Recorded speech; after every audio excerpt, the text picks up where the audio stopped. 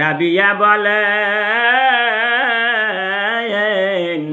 রবিয়া রাদিয়াল্লাহু তাআলা আনহু বলেন, আমি রাবিয়া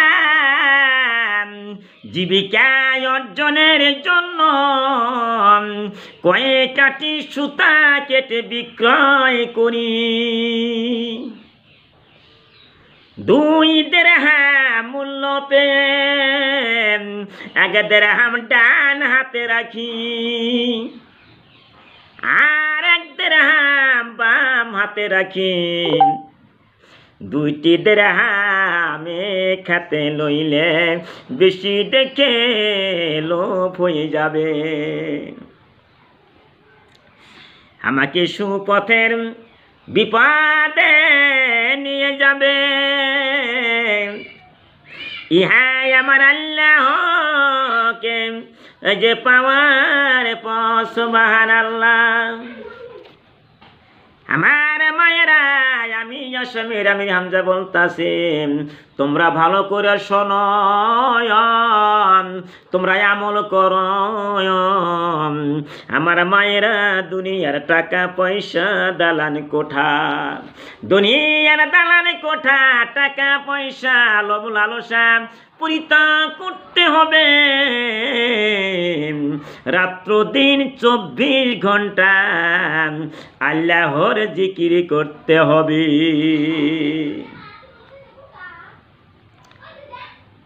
আরেন তবেই তো আল্লাহকে পাওয়া যাবে, সুবহানাল্লাহ। আমার বন্ধুরা এবং আমার মায়েরা, এই দুনিয়া লোভ লালসায় মশগুল হয়ে আছি। আজরাইল আরে কোন টাইমে আসিয়া যাবে, আজরাইল কোন সময় আসিয়া যাবে, সেই কথা একবারও চিন্তা করি না। মালিক বিন দিনার রহমতুল্লাহ বলেন, মালিক বিন দিনার রহমতুল্লাহ বলেন, মালিক বিন দিনার রহমতুল্লাহ বলেন, আমি একদিন রাবিয়ার নিকটে গিয়াছিলাম। ওর নিকট একটি ভাঙ্গা বদনা ছিল। সেই ভাঙ্গা বদনা দিয়া রাবিয়া পানি পান করিত এবং উযু করিত, সুবহানাল্লাহ। মালিক বিন দিরহাম বলেন, আমি মালিক বিন দিনার আরো দেখলাম একখানি পুরানো চাটা, আর একখানা ইটা কি আছে রহিয়াছে। ইটি খানা দিয়া রাবিয়া রাদিয়াল্লাহু রহমতুল্লাহ আলাইহি, ইটি খানা দিয়া রাবিয়া রহমতুল্লাহ আলাইহি বালিশ রূপে ব্যবহার করত। আমার মায়েরা এবং এখন আমার মায়েরা চিন্তা করুন, তোমাদের খাট পালং তোমাদের সঙ্গে কবরে যাবে না। সৎকর্ম কবরে যাইবে, সুবহানাল্লাহ। তোমরা যত সৎকর্ম করেছো সব তোমাদের কবরে যাবে, খাট পালং তোমাদের কবরে যাবে না। আমার বন্ধুরে, আমার মায়েরা ভালো করে শোনো, আমরা দুনিয়া করতেছি, দুনিয়ার টেনশন, দুনিয়ার মহব্বত আমাদের অন্তরের মধ্যে ছিল। রাবিয়া বসুরি, রাবিয়া রহমতুল্লাহ কেমন মহিলা ছিল, ওই বিষয়ে আসামির আমির হামজা বলতাছি। আমার বন্ধুরে, আমার মায়েরা, রাবিয়া এক হাতে আগুন নিল আর এক হাতে পানি নিছে সুবহানাল্লাহ। এক হাতে আগুন আর এক হাতে পানি। উত্তেজিত হয়ে দাঁড়াইতে লাগল। উত্তেজিত হইয়া দৌড়াদৌড়ি করতে লাগিয়াছে। লোকেরা জিজ্ঞাসা করলো, রাবিয়া রে, ও রাবিয়া, তুমি পানি নিয়ে কোথায় চলছ? তুমি আগুন নিয়ে কোথায় চলছ রে রাবিয়া? রাবিয়া রহমতুল্লাহ আলাইহি বলেন, আগুনের দ্বারা আমি জান্নাতকে পুরাইয়া দিব। আগুনের দ্বারা আমি জান্নাতকে পুরাইয়া দিব। আরে জান্নাতকে পুরাইয়া দিব পানি দিয়া জাহান্নামের আগুনিকে নিভাইয়া দিব। সুবহানাল্লাহ।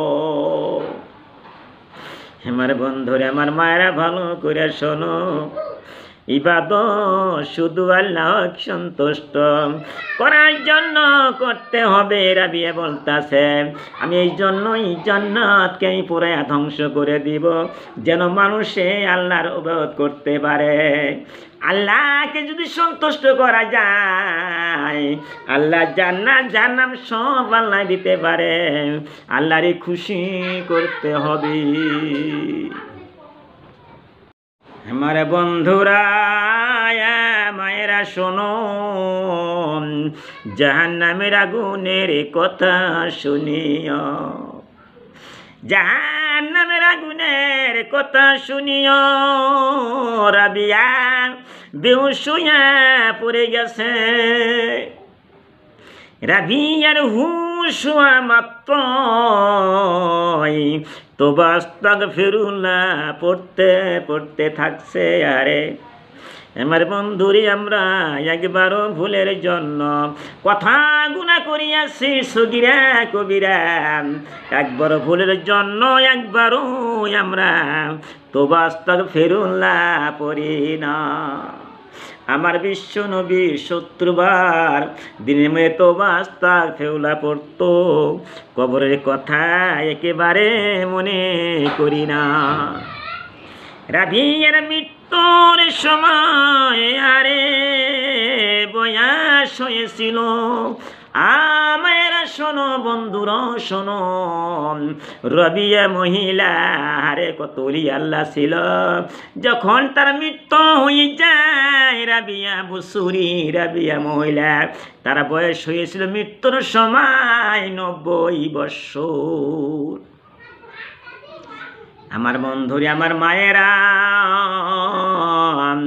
তখনও তার কাছে পরামর্শ অর্জন করা, পরামর্শের জন্য আরে অনেক মানুষ জমায়েত হইতো।